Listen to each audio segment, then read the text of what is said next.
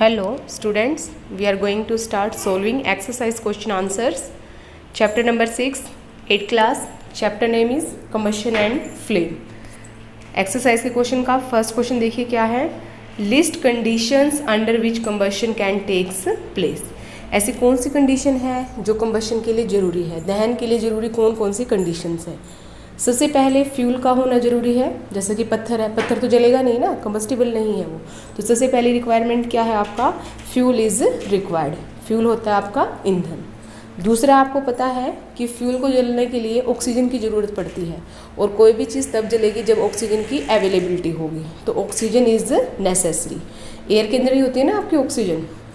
Third है ignition temperature is required.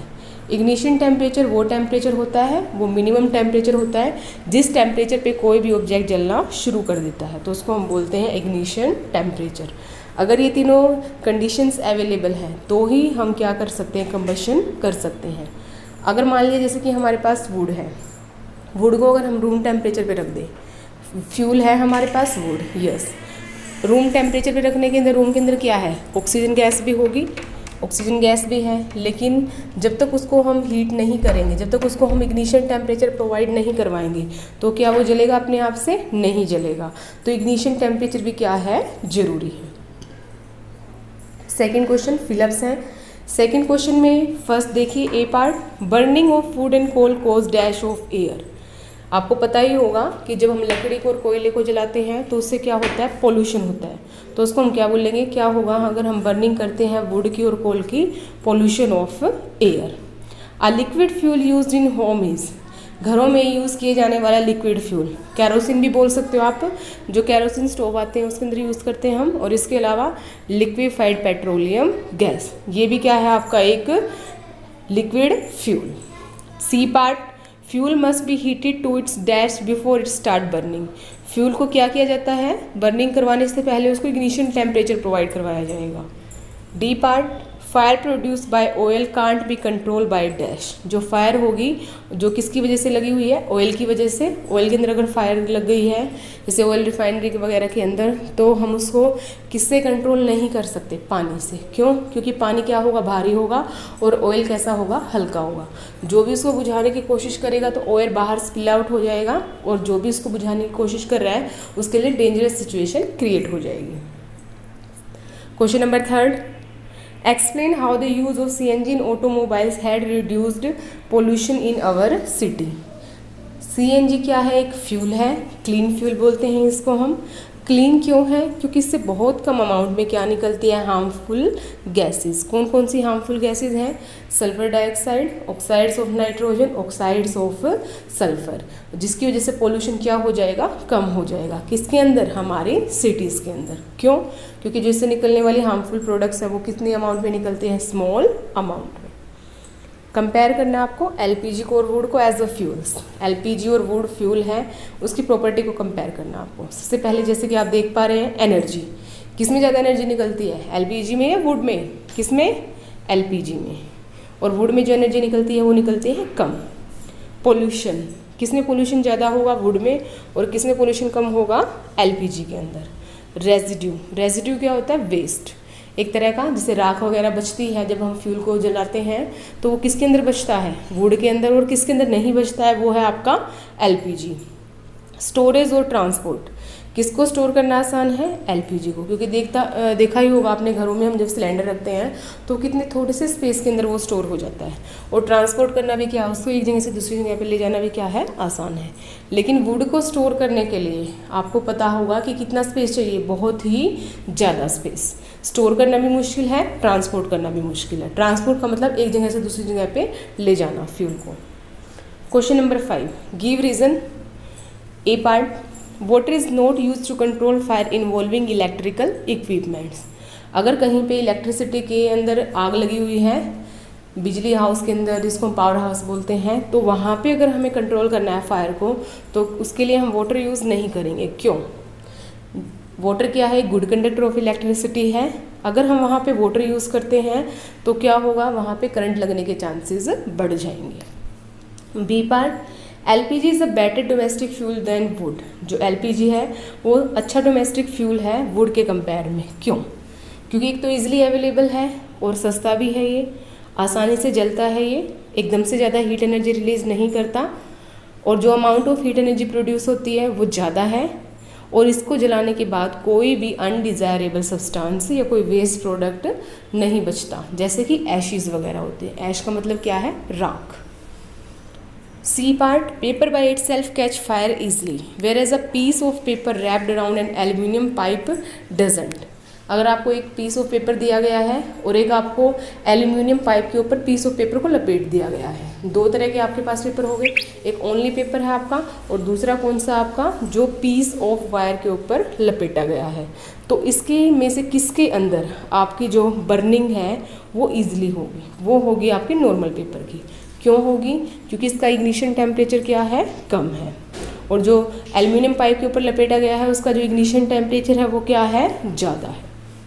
Ignition temperature में difference की वजह से जो फायर होगी वो अलग अलग टाइम पे कैच करेगा हमारा paper. Make a level diagram of the candle flame.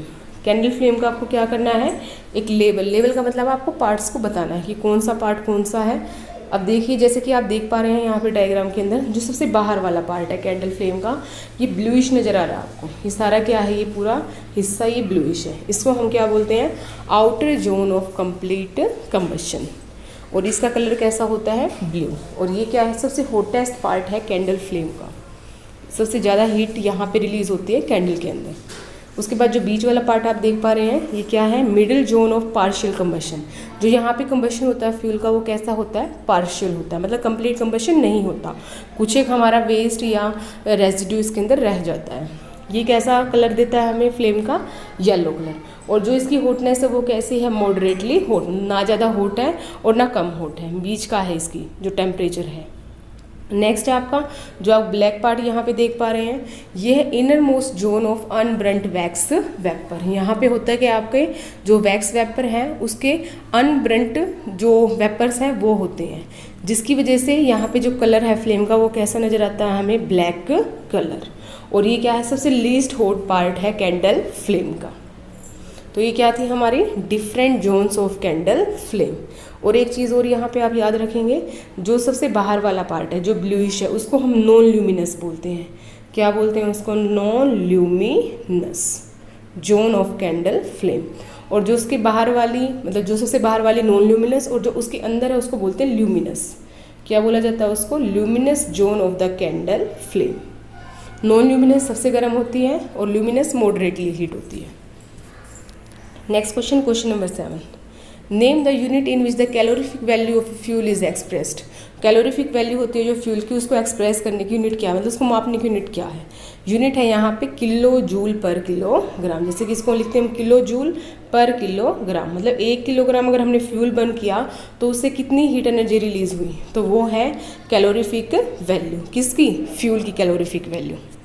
Next question, explain how CO2 is able to control fire. जो CO2 है वो कैसे फायर को कंट्रोल करती है, आग बुझाने के काम कैसे आती है? देखो, जहाँ पे भी आग लगी हुई है अगर वहाँ पे हम CO2 का स्प्रे करते हैं तो CO2 क्या करती है? हैवी होने की वजह से ये उस फायर के अराउंड एक ब्लैंकेट बना लेते हैं, मतलब एक लेयर बन जाती है CO2 गैस की। और जिसकी वजह से क्या होगा? जो ऑक्सीजन का और जो फ्यूल का जो कॉन्टैक्ट था वो क्या हो जाएगा? टूट जाएगा। और कॉन्टैक्ट टूटने की वजह से क्या हो जाएगा?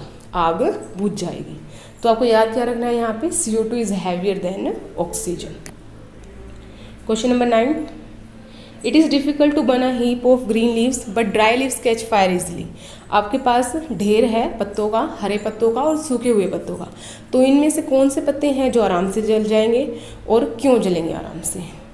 सबसे पहले आपको पता होगा जो सूखे पत्ते होते हैं उनका इग्निशन टेम्परेचर क्या होता है? कम होता है।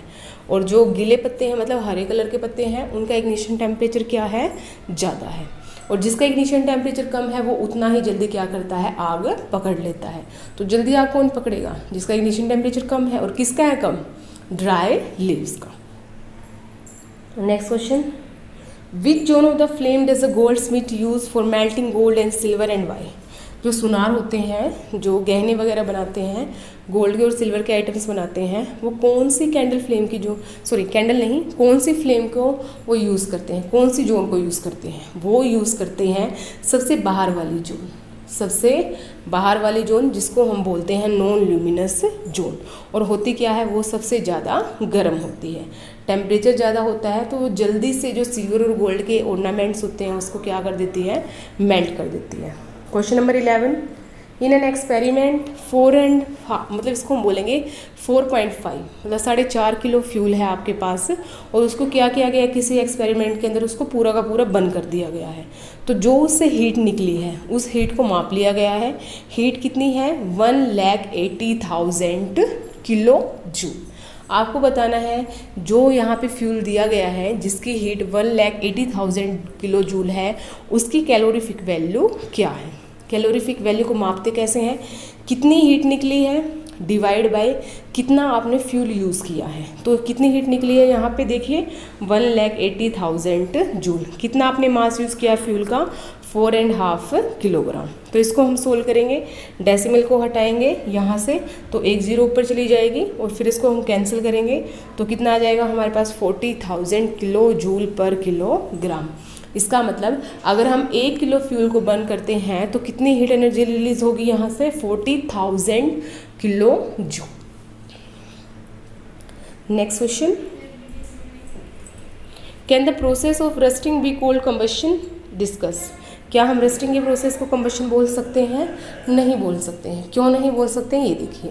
सबसे पहले आपको पता होगा कि जो कंबशन है वो एकदम से हो जाता है, स्पॉन्टेनियस भी होता है, रैपिड भी होता है, अलग अलग टाइप का कंबशन है। लेकिन जो रस्टिंग का जो प्रोसेस है वो कैसा है, एक स्लो प्रोसेस है। उसको होने के लिए काफ़ी लंबा टाइम लगता है और उससे जो हीट रिलीज़ होती है वो क्या होती है, हीट इवोल्ड इज़, जो रस्टिंग के अंदर हीट होगी वो कम होती है और कंबशन के अंदर जो हीट एनर्जी रिलीज़ होती है वो क्या होती है, ज़्यादा होती है। और जो रस्टिंग आपका वो रूम टेम्परेचर पे हो सकता है, लेकिन कंबशन को करवाने के लिए हमें क्या देना पड़ेगा, इग्निशन टेम्परेचर। जैसे कि वुड है आपकी या एलपीजी है, क्या वो अपने आप से आग पकड़ लेंगे, नहीं। आपको क्या करना पड़ेगा, इग्निशन टेम्परेचर देना पड़ेगा, चाहे मैच स्टिक के थ्रू देना पड़े आप, या गैस लाइटर के थ्रू दें आप, या पेपर बर्निंग के थ्रू दें आप। तो किसी भी तरीके से आपको क्या प्रोवाइड करवाना पड़ेगा उनको, ignition temperature. Now last question, question number 13, Abida and Ramesh were doing an experiment in which water was to be heated in a beaker. एक एक्सपेरिमेंट परफॉर्म किया जा रहा है। अबीदा अपना एक्सपेरिमेंट परफॉर्म कर रही है, रमेश अपना एक्सपेरिमेंट परफॉर्म कर रहे हैं। दोनों ने एक्सपेरिमेंट के लिए सेम चीज़ ली है, वाटर लिया है, बीकर के अंदर लिया है। Abida capped the beaker near the wick in the yellow part of the candle flame. Abida ने कौन सा पार्ट सेलेक्ट किया अपने बीकर के अंदर पानी को गर्म करने के लिए, जो येलो पार्ट होता है कैंडल फ्लेम का, जिसको हम बोलते हैं luminous zone of the candle flame, जो कि मॉडरेटली हॉट होता है। लेकिन जो रमेश हैं उन्होंने क्या किया, यहाँ पे अपने बीकर के अंदर पानी को गर्म करने के लिए उन्होंने यूज़ किया है सबसे बाहर वाला पार्ट ऑफ द फ्लेम, ठीक है, सबसे outer most part of the flame use किया है। तो आपको बताना है कि किसका वाटर जल्दी गर्म होगा कम टाइम के अंदर। तो जैसे कि आप जानते हैं कैंडल फ्लेम के अंदर हमने पढ़ रखा है कि जो आउटर मोस्ट जोन होता है कैंडल फ्लेम का वो सबसे ज़्यादा गर्म होता है, और जो उसके अंदर वाला जोन जिसको कि हम बोलते हैं मॉडरेटली हॉट जोन, उसके अंदर जो हीट एनर्जी होती है वो बाहर के कंपेयर में क्या होती है, कम होती है। तो कौन जल्दी गर्म करेगा, सोचिए आप कौन करेगा, जहाँ पे हीट एनर्जी क्या है, ज़्यादा है। और हीट एनर्जी ज़्यादा कहाँ पे है, जहाँ पे आपके सबसे बाहर वाली जोन है। और ये काम कर कौन रहा है यहाँ पे, राकेश। तो आप यहाँ पे आंसर देंगे, the outer most part of the flame is the hottest one, so Rakesh will get heated in a shorter time.